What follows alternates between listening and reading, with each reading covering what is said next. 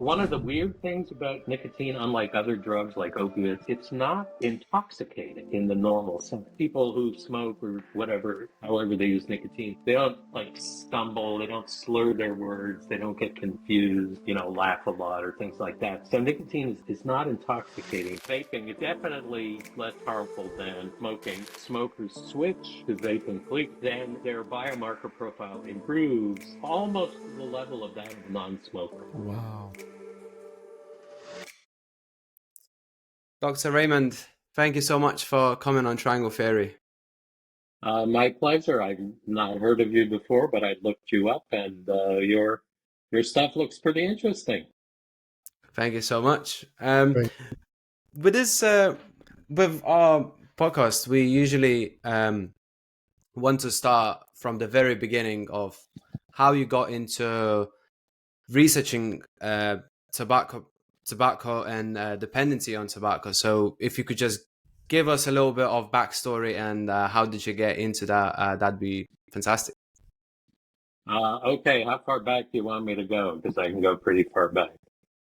As far as you can. Let's do it.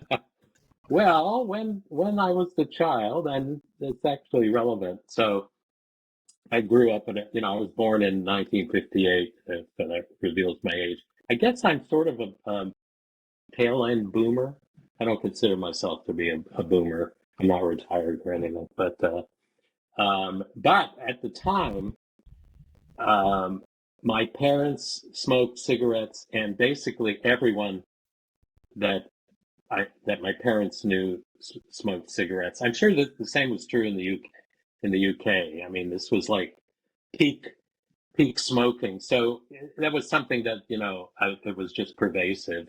And anyway, as kind of being an ordinary teenager, um, growing up, I was introduced to, and again, being a tail end boomer, I was always looking at like older cousins and their friends, and they're listening to the Beatles and psychedelic music and everything, and so they were always experimenting with drugs, cannabis mostly. So that's definitely instilled a lot of curiosity in my young adolescent mind, which eventually led me to experiment a little bit. But that kind of kindled an interest in drug use in general in my mind, and so I um, to university, went to McGill University in Montreal, which is where I'm from, um, in Canada, and studied psychology, and actually got into studying the effects of alcohol consumption on aggressive behavior. So that was, I worked for a professor who was interested in these sorts of things, and that got me, kind of hooked, no pun intended, on addiction studies. And then I went to grad school at Rutgers University in New Jersey, where I did um, more work on studying the effects of alcohol on things like cognitive function and sexual arousal, of all things. And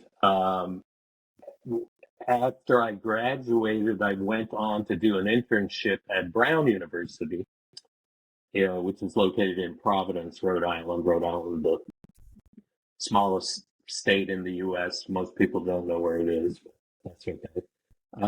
And there is where I got introduced to issues around cigarette smoking and so forth. And so I joined a group of researchers who were already doing research in that area.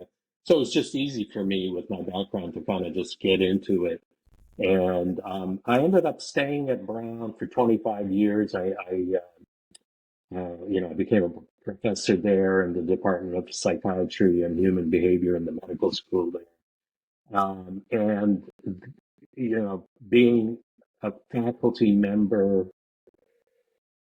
entailed doing your own research and getting your own research funding. So I was fortunate to be, again, part of a pretty, hardworking, talented group of researchers And we were very successful over the years at getting a lot of federal funding to do work on understanding cigarette smoking, nicotine addiction, as well as figuring out treatments that might help people quit smoking. And so I kind of continue to do that. I took a detour after 25 years. I worked for a foundation in Washington, D.C. called the Legacy Foundation, which is actually was founded by this thing called the Master Settlement Agreement in the U.S. Have you heard of that? No, I haven't. No. Probably not. It was this agreement between the tobacco industry and the federal government, where the tobacco industry agreed, in a sense, paying for its past sins / crimes to give essentially state governments literally billions and billions of dollars over about a 25-year period.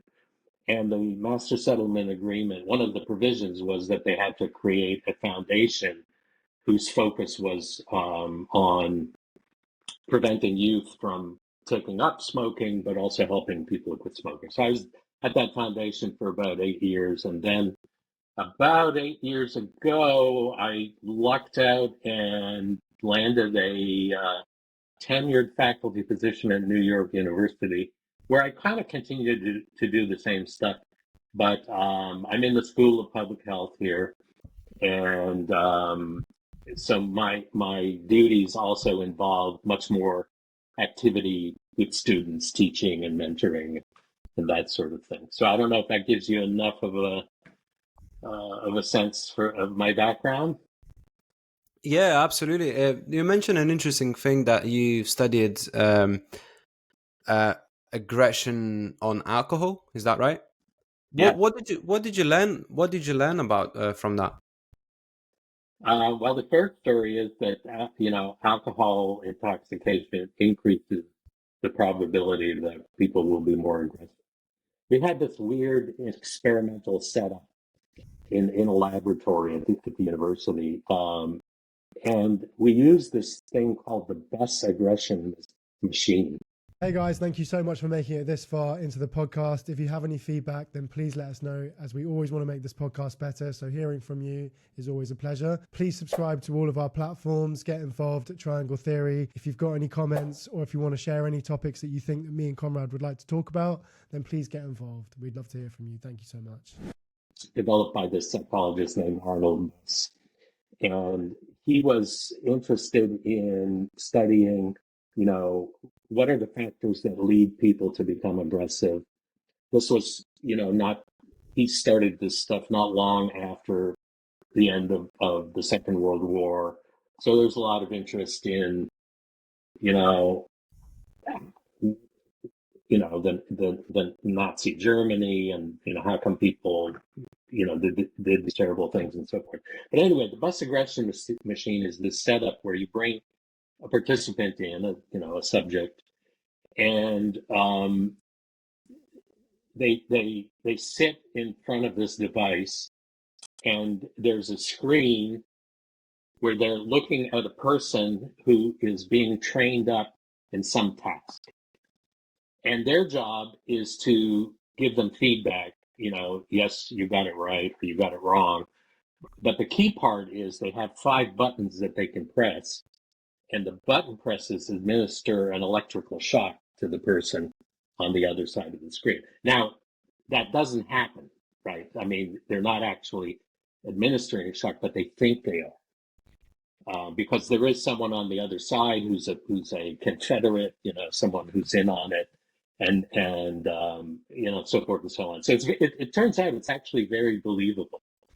And we would bring people in and have them do this, and then we'd give them a dose of alcohol in very standardized ways, and then measure their button pressing, which is how you quantify their aggression.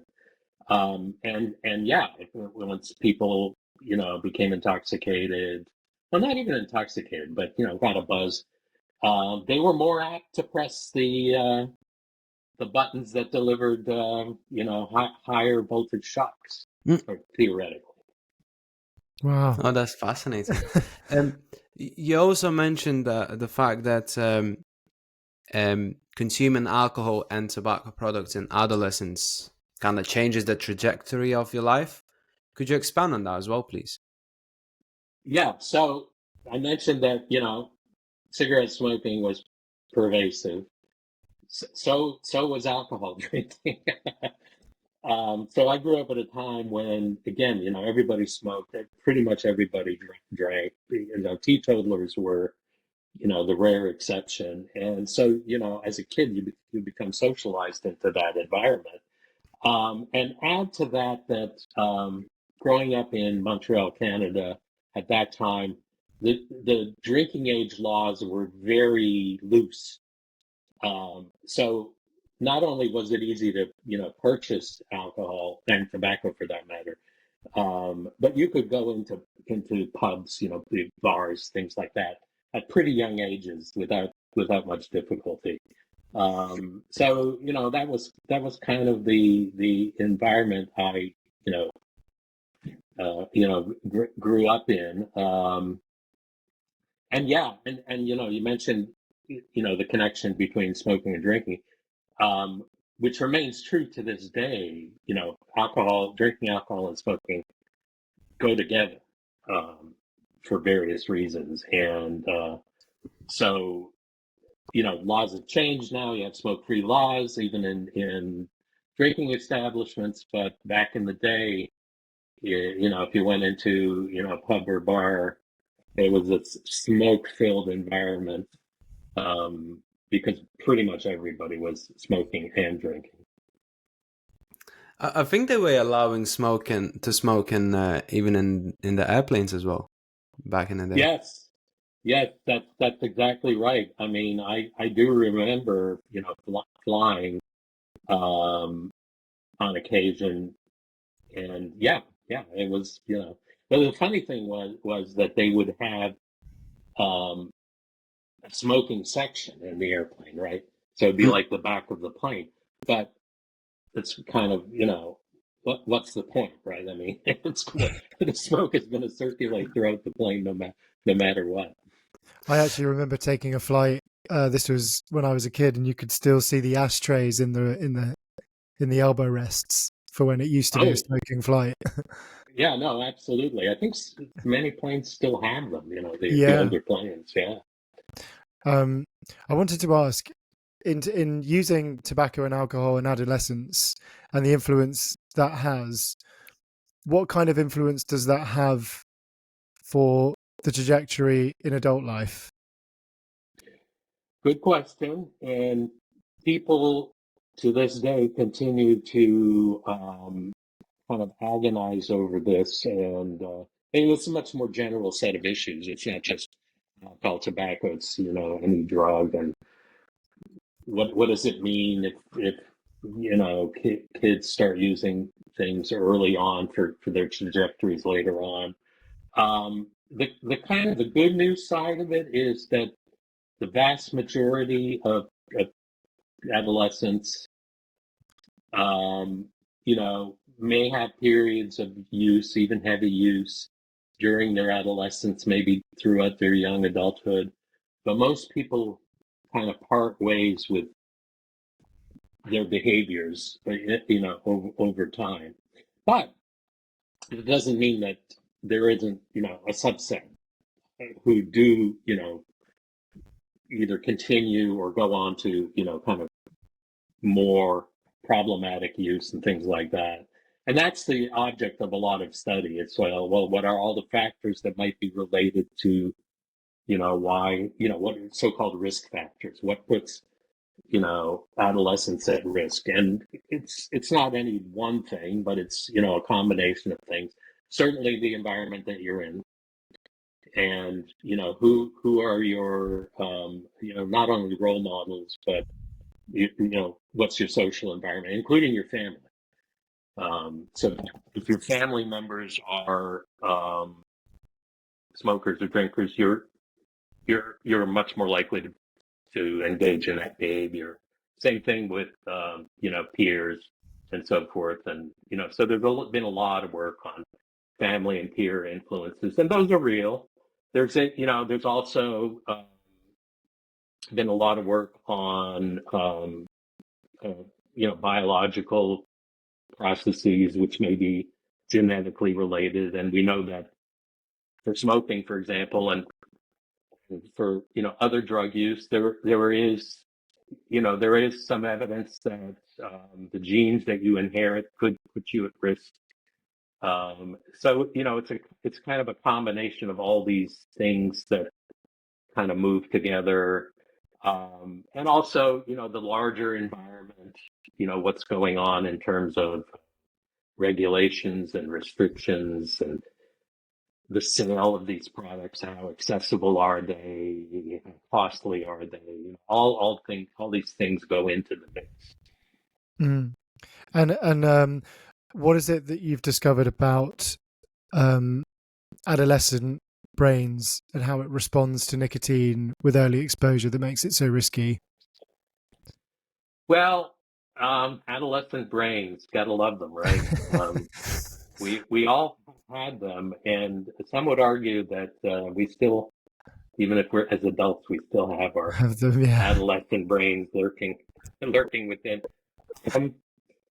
Yeah, it's hard to talk in terms of those kinds of broad generalities. I mean, the idea is, well, if there's something that is going on with adolescent brains that maybe provides some kind of an early warning signal or marker, and not really, except in a general sense. So if you have adolescent brains that are prone towards, impulsivity and sensation seeking, things like that, that's going to be part of the set of risk factors.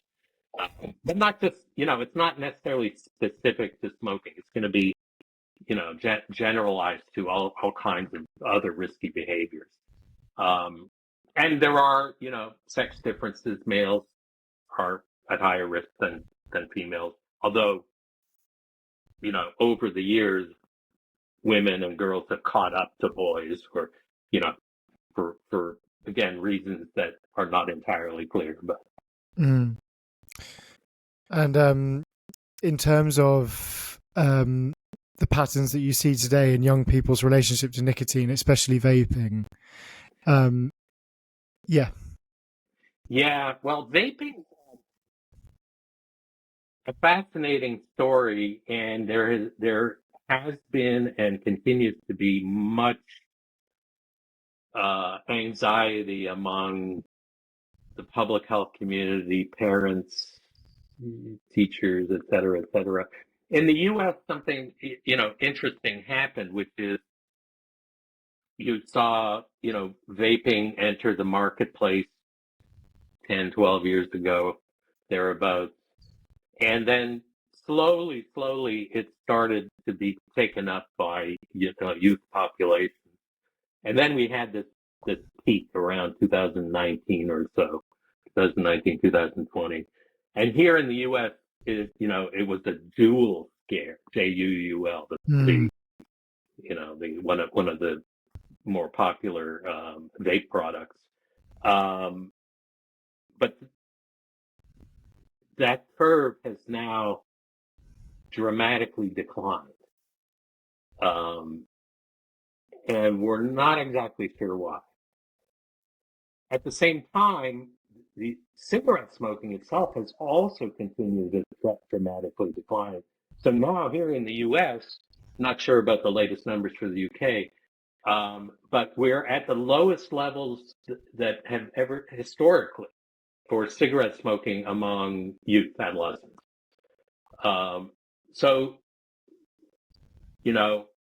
whatever vaping did or is doing, it's not turning kids into cigarette smokers. And they seem to be kind of, again, the youth use of vaping is decreasing, and, we're not sure why. But it's also true that if you look at some of the national surveys, that alcohol use is down and cannabis use is kind of down too. Um, and, you have a lot of people saying, well, what's wrong with kids these days? They're not, and I think they're having less sex too, right? Yeah, yeah, they are. Yeah, So it's like they're not doing drugs, they're not having sex, and people are perplexed. yeah. It's funny Probably. because there was this. What was it? I think it was this an article that I read where it was the generation after our generation, which was going out less, so socializing more, which meant less sex. But obviously, that's probably combined with drugs and alcohol and cigarette smoking. So it just seems like there's a less kind of social aspect to things. And I don't know if that's because it's a generation that's tied to the internet more, or because they want to be more health and fit. It could be like numerous reasons, but it was funny because there was that, and I remember it, and still when there was vaping, like I think there was this really quite clever marketing after Jaw where it was like really big flavors, kind of sweet, kind of looking, like big colors. Whereas I think now I've seen, especially in London, people vaping less. I don't know if that's because they've seen that it's bad for you, and maybe more people are going towards a healthier lifestyle. It's quite. It was like, almost like a big trend that kind of dropped off a little bit. Yeah, and just to speak to that, kind of health consciousness. So, um, the vaping wars, in a sense, you have one side of the public health community that um, believes, and I'm one of them, with I think enough scientific evidence to suggest that if smokers switch to vaping, that's actually an improvement for them. But of course, we don't want kids to start vaping. So there's this tension, right? It's like, well, these should be products that are used by adults, ideally smokers, who, use them as a way to wean themselves off of conventional tobacco products, which are, much more harmful. But how do we, message accurately and truthfully, um, this is a real challenge. So you have a lot of fear mongering on the other side, which is that vaping is as bad as smoking, maybe even worse. And so I find myself as a someone who's in this area, sort of torn between these two polarities. It's kind of like, well, how do we figure out how to help smokers on the one hand, but on the other hand protect youth, but at the same time giving everybody truthful and accurate information as best as we know. So, what is your take on this? Which is quote unquote healthier in a way? Well, if we're talking about vaping, it's definitely less harmful than smoking, with a caveat, or maybe several caveats. The products that not I don't put all vaping products in that category. So there's a pretty fast and loose black market for vaping products, and we don't know a lot about those. That shouldn't be taking place. If they're well regulated, meaning that whoever manufactures these products has to work with government regulators to do tests and toxicity tests and behavioral tests and all that sort of thing to actually demonstrate some measure of safety, then those products are definitely safer. And for me, one of the most convincing sets of evidence in that regard is when you look at biomarkers of exposure and harm. So when people use tobacco products, especially smoking, we can measure all kinds of things in their blood and body that tell us, oh, you've just been putting a ton of poison into your body. There are several, at this point, probably dozens, more than dozens of studies, well-controlled studies, showing that if smokers switch to vaping products completely, then their biomarker profile improves almost to the level of that of a non-smoker. Wow. So, I look at that kind of data and I think, well, that's, pretty compelling. And, but again, we wouldn't know that unless the industry, the companies that manufacture these products, were compelled to actually do the studies, and do the science and support the science, and have it open so that everyone can access it and so forth. So that's the caveat. I think if the products are properly manufactured, there's good quality control, there's testing, then there's ongoing testing, then yeah, we can say, at least again for some of these products, they are definitely safer than smoking tobacco. Mm.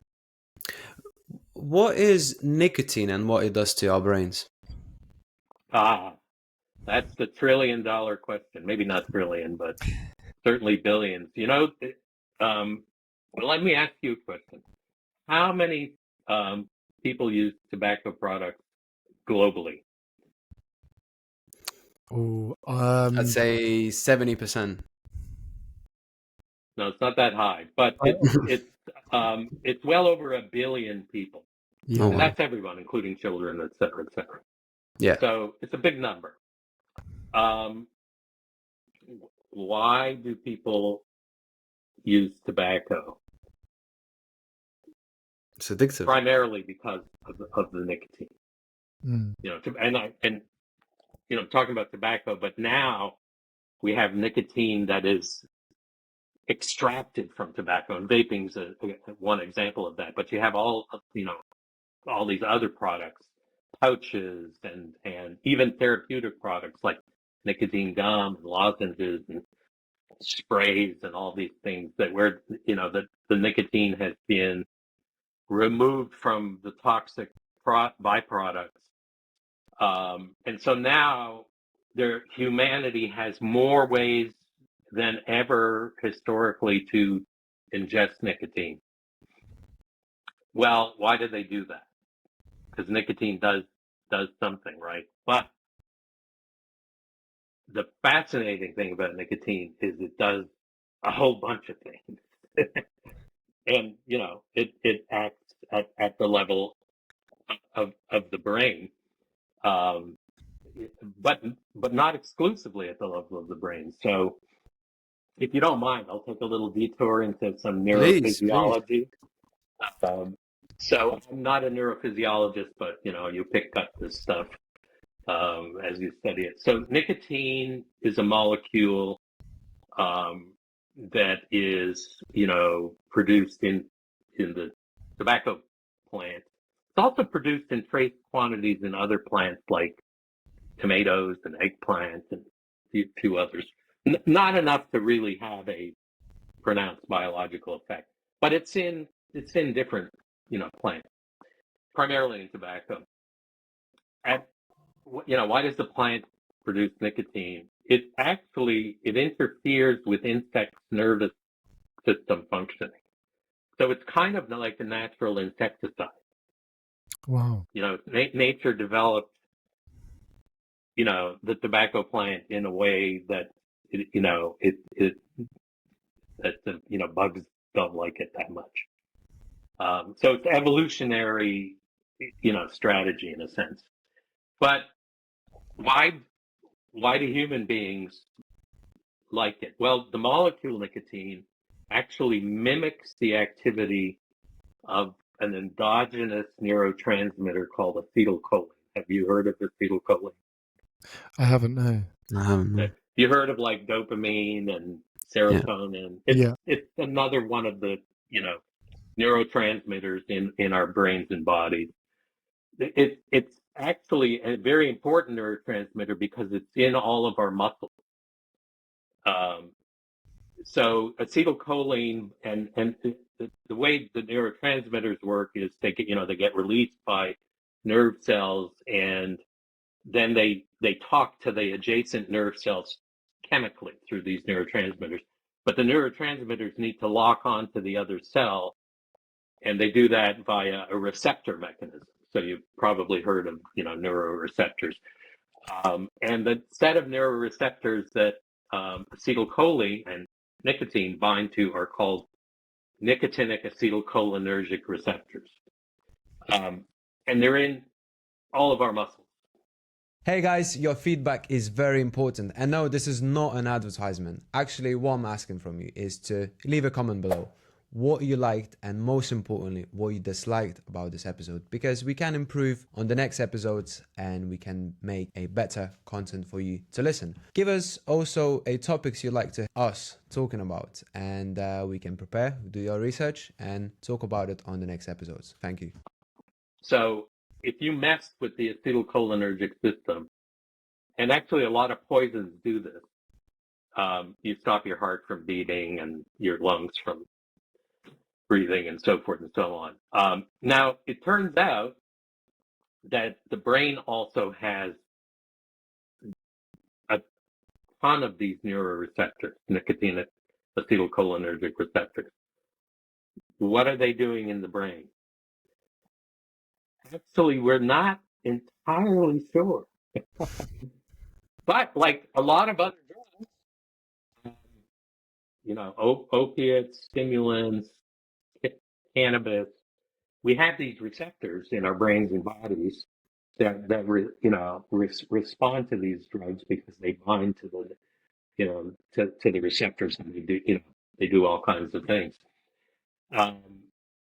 So let me back up a bit. So in terms of the body, so if somebody takes in nicotine in any form, the musculature will react. So what will happen? Your heart rate is going to increase. That's probably the most reliable thing. Anybody who uses nicotine is going to experience an increase of heart rate. Blood pressure, may go up a little bit. There's also the release of stress hormones like epinephrine, norepinephrine, cortisol. So all that's kind of happening. But as I mentioned, the brain is full of these nicotinic receptors. So the nicotine binds to these receptors and does all kinds of things. And that's part of the mystery. It's like, well, okay, what is it doing to the brain? And again, it's not touching on any single receptor. There, like I said, there's about a dozen of these nicotine receptors in brain tissue that are responsible for all kinds of aspects of cognition and memory and so forth. And that's the clue. So if you talk to people, why do they use nicotine? In general, they say things like, well, it can help me stay alert, it might help me with my memory. Somewhat counterintuitively, people say, well, it actually helps me to relax, during a break or whatever. So nicotine is doing a whole bunch of things, for different people and so forth and so on. And science is still, we're still trying to do studies to figure out, what is nicotine doing that is so kind of, in a sense, almost beneficial or certainly attractive. One of the weird things about nicotine, unlike other drugs like opiates, is it's not intoxicating in the normal sense. So people who smoke or whatever, however they use nicotine, they don't like stumble, they don't slur their words, they don't get confused, laugh a lot or things like that. So nicotine is not intoxicating people, at least, in terms of the normal levels. You can get sick from nicotine if you take too much, but typically what happens is people get nauseous, they may throw up. Yeah. In a couple of hours they're fine. And they kind of learn their lesson. Oh, do that again. Actually, yeah. sorry, just to touch on that, I actually have a story. So Probably a month ago, I was taking these nicotine patches, and I'm trying not to go over like the strength 4, so it's around like 12 milligrams, I think. And one of my friends at work, he brought 50 milligram patch. I don't know where he got it from, but I took it, and after 30 seconds, I started to shake. I felt nauseous. I felt like I'm going to faint, and I just threw it away, and I never touched it again. So Yeah. I learned No, my no, lesson no. definitely. And that's the typical example. So the lesson there is that people learn pretty quickly to kind of manage their nicotine levels in a way that are not toxic. But it's still doing something, right, to the brain. And there are studies that have shown, yes, it definitely improves things like short-term memory. It improves focus and attention. There are some studies showing that athletic performance, is improved. I saw one study where they studied archers, people archery, and they gave them nicotine, kind of before and after their archery test, and they did better Wow. with It's wild. nicotine. Um, so it's definitely doing something. The thing that actually fascinates me most are some studies, neuroimaging studies, where people um, are given nicotine, and then their brain is imaged, usually with something called functional resonance magnetic imaging, fMRI, um, which is done in an MRI machine. The idea is, you see which areas of the brain are activated or deactivated to get a sense of, what the brain is doing. And there's a lot of focus these days on brain networks. So, for example, we know that there's this executive function, executive control network that is involved in, focused attention and memory. And that when that network is activated, certain brain regions are more activated. And scientists can look at this now in these neuroimaging devices. So it turns out that there's this thing called the default mode network, which was discovered serendipitously. People were, in the MRI machines, and in between time when the experimenters were asking them to think about things or do things, they were still measuring what was going on in their brains. But they noticed that interesting things were happening when nothing was happening. And it was kind of like they were able to assess almost like a state of daydreaming. Um, and it turns out that this has this particular network signature in the brain. Um, and more studies suggested that this default mode network, when it's active, it indicates that people are thinking more internally, more about, thoughts about themselves, more focused internally. In pathological states, it might even be related to depression and anxiety, more of an inward focus and that sort of thing. So in these studies where they gave people nicotine,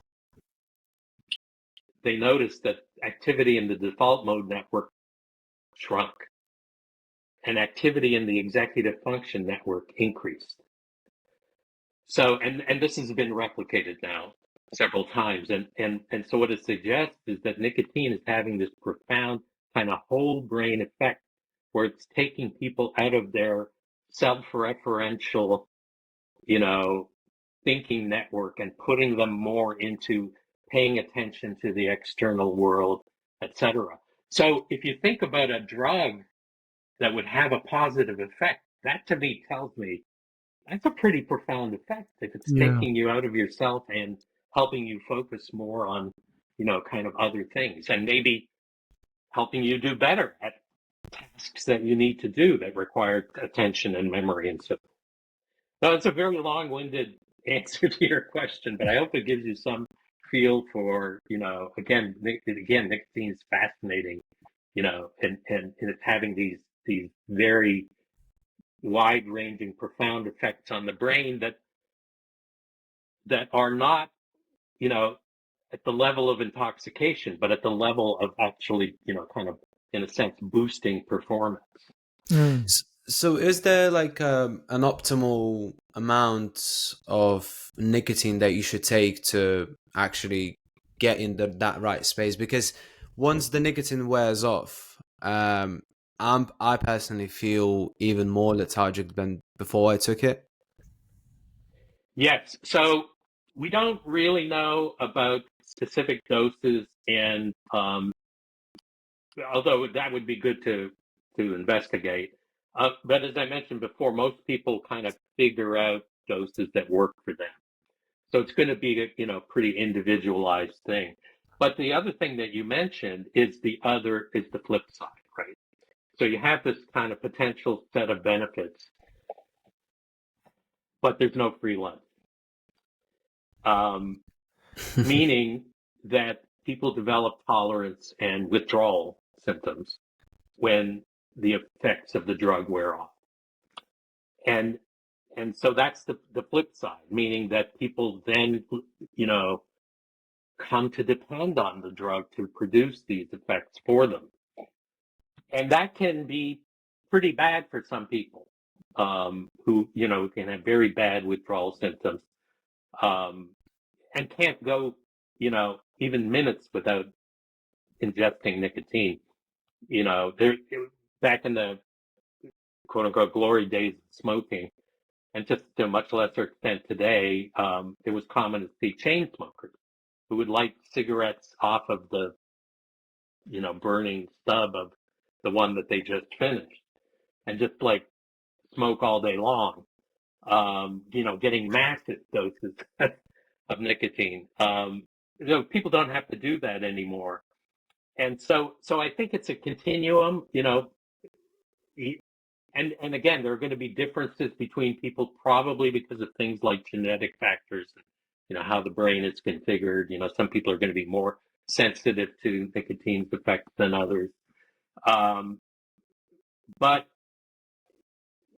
people perhaps can learn how to manage both sides of that. So it's, how, and this is a bit more theoretical, but I think about, well, how can somebody use nicotine, again, in a safer way, not smoking, in a way that, kind of maximizes the benefit, but minimizes the withdrawal symptoms and so forth. So people don't need to consume nicotine the way that they used to with cigarettes, which give you this massive dose of nicotine. Now people can be much more specific in terms of how much nicotine they take in, when they do it, and all of those sorts of things. And so to me, that's kind of a fascinating potential area to study. It's like, are there people, and how do these people achieve this kind of balance, if they do, where they can, derive the benefits from nicotine and minimize the kind of the flip side, or the downside. Do you think there could ever be a point where nicotine could be used to sort of help those with ADHD, or for those that struggle with focus or memory loss? Do you think it could ever get to that point? Well, we've known for years now that people with ADHD, or, symptoms in that kind of category, are much more likely to have smoked and use nicotine. So that's all, people are already doing it. So you have to ask yourself, well, why? And I think, it's pretty clear that they're deriving some benefit, from nicotine. Now, whether it can be used therapeutically is a very, very interesting question. And there are ongoing studies. So, for example, people are looking at whether people with dementia, such as Alzheimer's, or nowadays they're looking more at what are, early dementia or pre-dementia, whether people can benefit from using nicotine patches and so forth. So studies are ongoing, and we don't have, a good sense yet for what those studies are going to tell us. But stay tuned, because it is definitely an active area of interest. And if there's potential there, it would be exciting, because, again, well, as a drug, nicotine is pretty cheap. to, to manufacture. And also, as I mentioned, it doesn't intoxicate people. So it's, the side effects are controllable potentially. Again, finding sort of that sweet spot for a dose and how to dose and so forth. But that's all, active areas of research at this point. No, it's fascinating because he's sort of thinking about like, oh my God, wow, living in a day and age where nicotine has been sort of, especially during my life, has always been advertised as something that's bad, but getting it to a point where, oh my God, there's therapeutic studies to it and you can administer it to young adolescents, but it's all done in a safe way. It's just, that just would be crazy getting to that Yeah, point. and another thing, just in terms of, harms of nicotine, again, it's a drug. It's not like spring water, anybody can Yeah. use it. You want to be careful with it. But a common misconception is that nicotine causes cancer, and it doesn't. It's associated with cancer because of smoking. It's all the other stuff in the burning tobacco leaf that people inhale that is responsible for, for causing cancer. So once you can take the nicotine out of its toxic environment, then, it's, again, I'm not saying it gets a free pass, but it's a much more interesting drug than people might imagine it to be. Is there a way of sort of extracting nicotine into just having it in like a pill form or something that you would take orally? Yeah, they tried everything. Pill form is not that good because the molecule will break down in the digestive tract, so the digestive juices will will degrade the nicotine. So it's actually not a good way to absorb it. So the best ways to absorb it are, in some form of inhalation or transdermally. You mentioned the patch, or through some kind of oral mechanism. So lozenges, gums, or various configurations of ways to do that. Hmm. Is there like a common best way to consume nicotine amongst like scientists or scientific community? That's a good question. I don't know, but if I were to guess, I would say, orally. Or So, nicotine gum or lozenges, probably. They are definitely, so they come out of the therapeutic side of things. So those products were developed to help smokers quit smoking. But then, they used to be available only by prescription. And then, they figured out, well, these are actually pretty safe products. We can sell them over the counter now. So they're very easy to obtain, almost anywhere. And again, they're very safe. They're discreet. Yet they can provide, a pretty decent dose of nicotine. So I wouldn't be surprised, if I were to bet, I'd put my money on oral products. I can tell you as someone who's been in university settings for a long time, if you go into the study halls and the desks and everything, you see empty nicotine gum packets everywhere around exam time. that's fascinating. And sorry, Yeah, you go, you Conrad. go, Rupert. And throughout your study, for those that are quitting the habit of smoking or nicotine, in your research, what would you say is the best way or most effective way for people to stop? So there's been a huge amount of research in that area. Yeah, the first products that were, or the first, kind of general approach that had the most success were nicotine replacement products that we were just talking about. So patches, gums, lozenges. They continue to be, a great way for people, smokers, especially to quit smoking. Since the development of these nicotine replacement products, there have also been, there have been developments in looking at whether other drugs might be helpful at helping people quit smoking. So people have looked at, tranquilizers, antidepressants. And then, I don't know, 20 years ago or so, this drug called varenicline was developed, and it turned out to be terrifically helpful for smokers. And that's available. I think in the UK, it should be widely available to smokers. And so that's a very good method. The interesting thing about varenicline is it actually binds with some of those nicotinic receptors in the brain to actually block the effects of nicotine, and that's one of the ways that it helps people who quit smoking. But if you do big surveys and you ask people, smokers, have you tried to quit, or have you quit, and what methods have you tried and were most successful? The top two things are vaping and nicotine replacement therapy. Wow, it's fascinating. So people have kind of figured out that their smoking cessation journey can actually be helped by vaping products.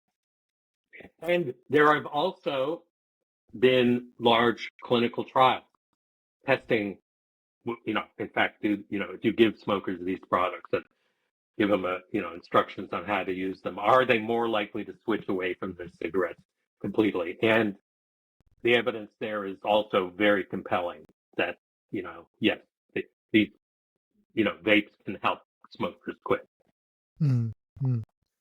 Yeah. Are there, just out of interest, are there any emerging technologies like psychedelics that sparks your interest as well? Psychedelics, well, that's a whole other, conversation. Yeah, I mean, there is this huge resurgence in interest, right, in psychedelic drugs, which actually warms my heart a bit because, again, I go back to, I kind of grew up in the tail end of the, the baby boomers, and my older cousins and their friends, a lot of them were hippies and things like that, and LSD and so forth was a thing, and that kind of fell out of favor. But then it seems to have been rediscovered, and I always thought that the general class of drugs, psychedelics, were maligned and kind of misunderstood, sometimes for almost legitimate reasons. But the problem has been that there's been this big gap in good research, decades where people were not studying these products, largely because they were criminalized and, highly illegal. And, it was just hard for scientists to do any of these studies. And that's changing. So you get a lot more, we're seeing a lot more, work on psychedelic therapies for things like, depression and other psychiatric disorders, end of life transition. Interestingly, there have been studies looking at use of psilocybin as a smoking cessation tool. No way. Wow. Yeah. And there's a signal there. It actually seems to help a little bit. But back in the early days of like LSD research, before it became criminalized, there were some scientific efforts to use LSD as a treatment for, say, for example, for alcoholics and alcoholism, and that all kind of got forgotten and buried, when it became criminalized. So I'm glad to see that there's more open research being done on these topics. but there are a lot of questions. And, you mentioned things like dose before. That certainly has to be true with psychedelic drugs. Do we require heavy doses of, day long mind altering experiences, or, people now microdose? And Mm. we don't know a lot about that from a scientific perspective, but, who knows? That could, turn out to be conveying a lot of benefit to people. We just don't know enough. But I'm glad that people have taken up the cause, and there is a lot more research being done worldwide on psychedelic drugs. Just looking into addiction, have you ever heard about anything about Ibogaine? Ibogaine? Ibogaine. Yeah, I don't Ibogaine. know much about it, but again, it's a compound that comes from the jungles of South America or whatever. Um, that's also a whole other topic, which is these naturally occurring kind of compounds that are in nature, all around us. But anyway, I know that similar to a lot of drugs like MDMA and other things, there, there's uh, there's a lot of advocacy for its potential. I'm not familiar with many studies that have been done with ibogaine, just because it's not something that I look at a lot. Yeah. But I do know that here in the U.S. there's a resurgent interest in ibogaine and ibogaine research, and it's actually coming from the right side of the political spectrum, which is kind of interesting. Um, so, and again, I think that speaks to the issue that, you don't know who's going to be thinking about these things, and whose minds are perhaps a bit more open to, you know, ideas that would have been anathema not that long ago. Yeah, because apparently they have like a huge success rate when it comes to treating heroin addicts with Ibogaine. But again, like I'm not sure like how well is structured in the future. Let's just say for like if the heroin addict becomes sober, how soon they go back to the old habits if they do. Yeah. So But again, it's really, really hard to do good research with any of these things, just because of the holdover of the criminalization and all of that. mm, If you're a scientist, to set up a study, you have to jump through so many hoops and get permissions and approvals, et cetera, that you may have an idea to do something, and it'll take you 5 years or more before you're even in a position to, do a study, which is really, really unfortunate. Now here in the U.S., we do have, a new head of our Department of Health and Human Services. You may have heard of him, RFK Jr. yeah. Make America Healthy Again. Yeah. My sense is that, he's kind of more open to these issues. And so, you don't know how things will play out. These are kind of interesting times. Yeah. So Raymond, where can people find more about your work and what you do? So you can Google me, I guess, or nowadays, if you don't want to AI me somehow, you'll. So I have a very unusual last name, so I'm very easy to find. There are a few other of us in the world, but you can kind of find out. But you can also, I'm at New York University. So if you go to the School of Public Health webpage, I'm on there. And yeah, my life's kind of an open book at this point, which I don't mind. It's kind of like, what the heck? If people want to take a look at what I'm doing, what I've been doing. It's there for everyone to see. But I definitely welcome connection and communication. I'm always up for challenge in terms of good arguments and things like that. People can contact me and say, "Hey Ray, I think you're full of shit about this or that." Fine. Let's have a discussion about that, and Exactly. we'll get into it. Yeah, and just in terms, and I think you all strike me as these kinds of people. Good to have open discussions, but also talk about the evidence and research, and go back and forth on that. But let's figure out what we know and how we know it, and then we can talk about how good is or bad is the knowledge, and go from there. Yeah, well, that was really fascinating. As soon as I'm going to finish this conversation, I'll go to the shop and buy some nicotine patches. Now I can consume them. Now I can consume them with at ease.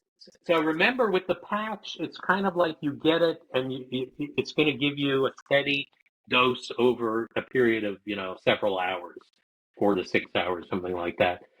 If you use like a lozenge, you could get a similar dose in a shorter time period that wouldn't last as long. So that's just something to keep in mind. So, just out of interest, is it better that it lasts longer? So maybe the withdrawals would be.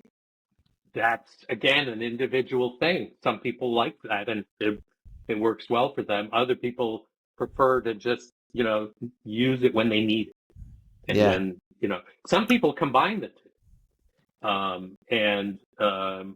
That it turns out that in terms of quitting smoking, the combination actually works better than either alone. So again, we have more ways to use nicotine. People can figure out for themselves, what works for them. Just out of interest, because you've been researching nicotine for what is it, like 40 years now? I guess, yeah. 40 years. Do you use nicotine? Well, I have been known to occasionally use a nicotine lozenge. I was a smoker back in my college days, but that turned out to be not such a good idea when I started playing squash. And it was not helping. So I quit smoking, and yeah, again, you mentioned scientists using nicotine. There are many of them who do, at least in my experience. Perfect. Well, Raymond, again, we really appreciate for you coming on. I've learned a ton, and that's the beauty about this podcast, that we get to speak to people like yourself, who's been doing this for 40 years and learn at the same time. And yeah, again, we really appreciate for you coming on. All right, my pleasure. Thank you so much. I'll stay tuned. I think I'm going to subscribe to your podcast. Hey. So. Yay! Thank you so much. Thank you.